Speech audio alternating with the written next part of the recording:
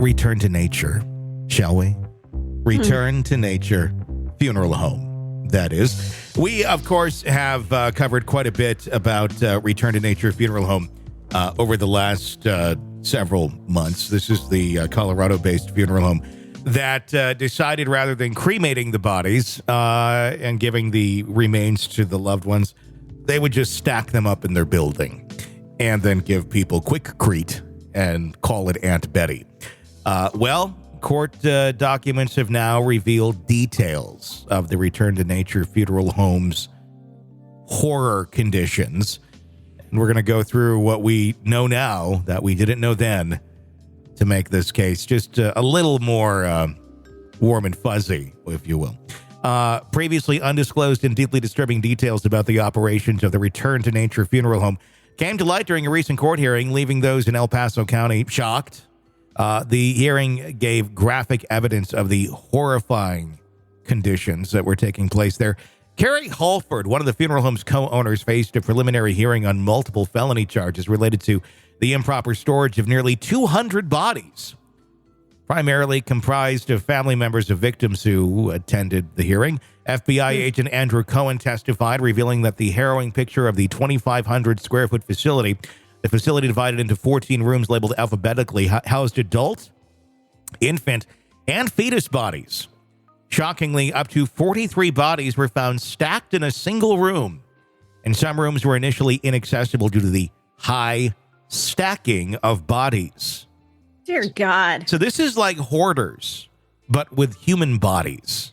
I was just thinking that, like, when you go into a hoarder's home, you have to, some rooms you can't even get into because there's so much crap. But in this case, yeah, it was human bodies, you know. The only other thing that I can, like, think of that is as of a horrific of a scene would be, like, images from the Holocaust. I mean, granted, they weren't killing people at the funeral home. These were people who already died. But the disrespect for the bodies of these individuals is what comes to my mind. And seeing those images that you can't ever get out of your head. They were taking better care of bodies of people that died from COVID during the pandemic than they did with these people. Yeah. I agree. I would say, I mean, it's horrible, but I mean, yeah, I mean, you have countries in the world where they have horrible genocide and things of that nature, and then there's a mass grave or something. At least those people got buried. Right? It's horrible. I mean, it's just obviously in no way thing is good, but it's like, at least they got buried. I mean, these are stacked in a Colorado funeral home on top of each other. Right down. Oh, and just wait till you dive into the rest of it. I mean, yeah, you're right. At least those people were put into a mass grave and dirt was put over them and it was a proper burial. Still fucking this horrible. Is nothing of the sort. But this is like, oh my God. The evidence unveiled during the hearing depicted the horrifying scene with commercial shelves used to stack bodies. So like, you know, Kmart shelves. After the Kmart closed down, let's go get those shelves when you buy the fixtures. Bodies on them. Bodies strewn across the floor, placed in hospital beds. Bodies were wrapped in plastic and secured with duct tape, while some were fully exposed, dressed in clothes, or covered in mold and insects. Lisa Ostley, whose father was identified at the funeral home, sat through the entire 3-hour hearing and expressed, "It just brings all the grief back, but I owe it to my dad to see everything that I can see, and I know and try to understand what happened. The once white cream-colored floor of the funeral home had turned brown and red from bodily fluids, requiring investigators to place cardboard throughout the building to prevent slipping. Insects were pervasive, making some rooms appear as if the carpet was black with brown patches. Shockingly, alongside the bodies and other items such as insect repellent, fans, and cleaning supplies, investigators discovered multiple bags of quick-crete concrete mix. The discovery led many family members to suspect that the ashes they received were actually concrete. Agent Cohen confirmed that the Hallfords had purchased over 660 pounds of quickcrete from Home Depot, as indicated in their bank records. Why not go for 666 pounds of quickcrete? I mean, it seems like it'd be more in line with them.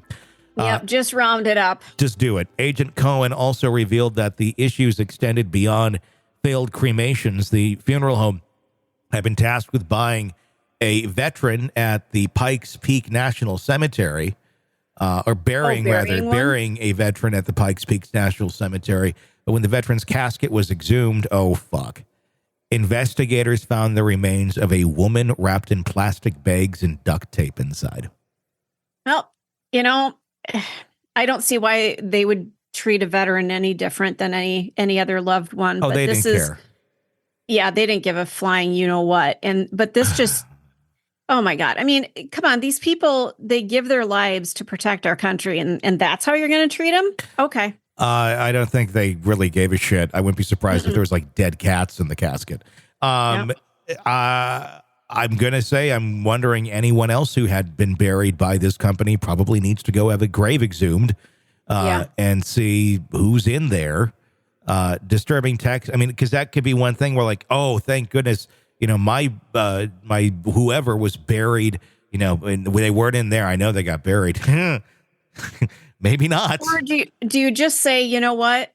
There's nothing I can do about it now. I'm just going to let this go. Yes, the bodies that were in there, they need to deal with, but the ones that were done previously, maybe you just go, okay, I need to let this go because it's just going to bring everything back to the surface, literally. I think literally, I think that's where in life you have to like weigh like how you treated people and how people give that much of a shit about you.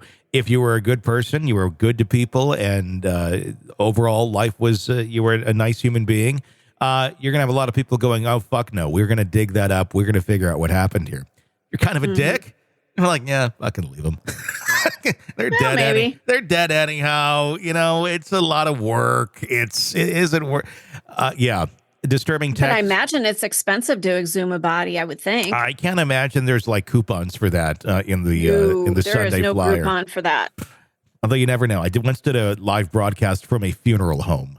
So Tony. you got to say that could be a possibility. And there was hot dogs and balloons for the kids as well. So I don't know. I'm not even lying. I did a live broadcast at a funeral home. It was a last minute thing. We had two stations in our, well, there's many stations, but there was a country station that was the FM, that was a big current country station, and then there's the AM, which played classic country music, and classic country at that time meant like old country, like Willie Nelson, not Rascal Flatts or Tim McGraw, right, as that's classic country today.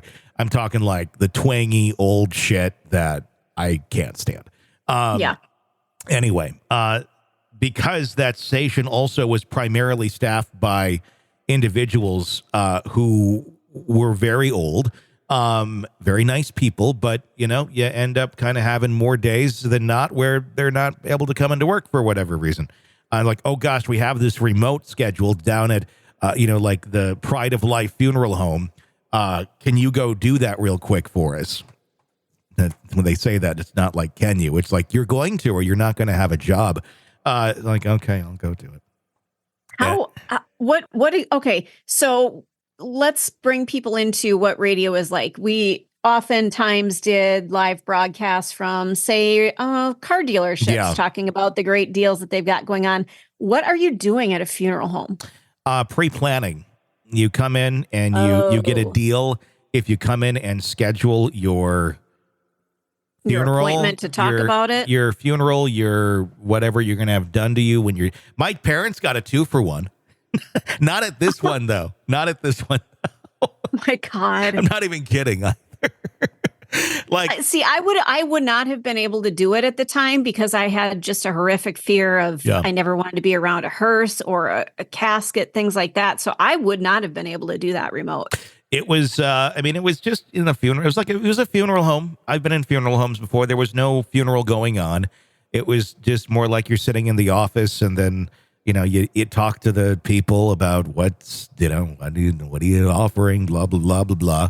And it was one of the weirdest remotes I've ever done, ever. Because that's not exactly an impulse purchase where it's like, yeah, let me go in and check out those cars. Or, yeah, let me go in. They got a great sale going on. It's like, yeah. Let's go plan our cremation right now. Drop Holy everything. Balls. My parents, at a different funeral home, different cemetery in Wisconsin, my parents informed me that they got a 2-for-1 deal where and I didn't even know how that works. I guess, whichever one goes first and the next one's free. I don't know. But they'll be in the same plot, and they're getting cremated, but they're just going to have one stone there. I'm like, we can do more than one. It's fine. It's okay to have your own. Oh no, it's good. We're fine. It'll be good. We got that 2-for-1, and Oh my God. and it's weird because my whole life growing up, we talked about these things, and I don't know why, but we did. We'd walk through this cemetery quite often. It was near my house. I have fond memories of it. And my mom was always like, yeah, I'd want to be buried. I don't think I'd ever want to be cremated or this or that. I'm like, yeah, I want to be buried too, because I want to be a zombie someday. That's my reasoning. Yeah, it's really hard to not, to come back. Hard to do it with the ashes. Yeah. But that's kind of what I've always said. That's what she said too. Maybe not the zombie part, and then all of a sudden one day they're both like, yeah, we're getting cremated and we got a sale. Like, did you do it because it was just a deal you couldn't turn down at the moment? Was it the sales process that got you on this, or what?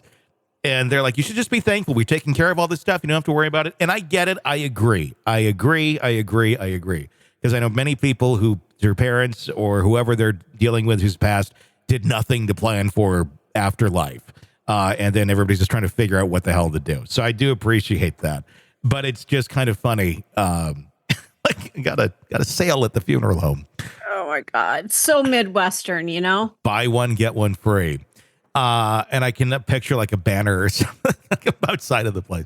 Right. Anyway, so they have here this one body that was not that body. Disturbing text exchanges between Carie and her husband, John Hallford. These are the people who own the funeral home, were presented during the hearing.